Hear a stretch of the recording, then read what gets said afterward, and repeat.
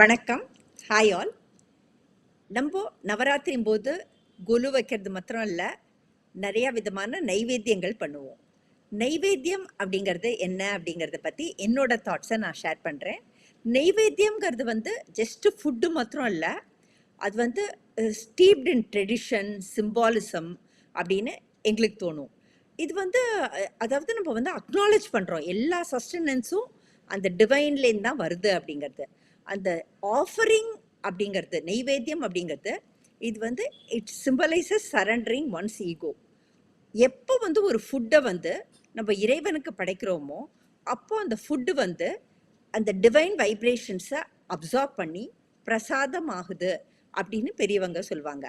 இந்த பிரசாதம் அப்படிங்கிறது ஜென்ரலி கோவில்லாம் என்ன சொல்லுவாங்கனாக்கா, இந்த இந்த உணவை படைச்சு நைவேத்தியம் பண்ணுறச்சே அந்த டேட்டி கிட்டேருந்து அது it absorbs subtle frequencies from the deity. அதோட அந்த சாத்வா, அந்த பியூரிட்டி, அதோட அந்த அந்த சாங்டிட்டி எல்லாமே இன்க்ரீஸ் ஆகும். அந்த நெய்வேத்தியம் அப்படிங்கிறது பார்த்தீங்கன்னாக்கா, அது நம்மளோட 5 வைட்டல் எனர்ஜி செய்யும், நம்ம பிராணா செய்யும், அது பேலன்ஸ் பண்ணவும் ஹெல்ப் பண்ணும் அப்படிம்பாங்க.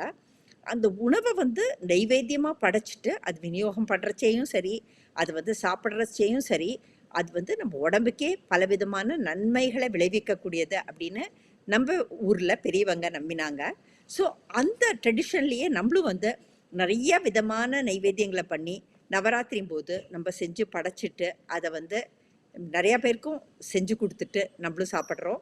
கண்டிப்பாக நிறையா நைவேத்தியங்களை செஞ்சு கொடுங்க. எங்கள் சேனல்லையும் நாங்கள் போஸ்ட் பண்ணதான நைவேத்தியங்களை கண்டிப்பாக போய் பாருங்கள். Thank you all.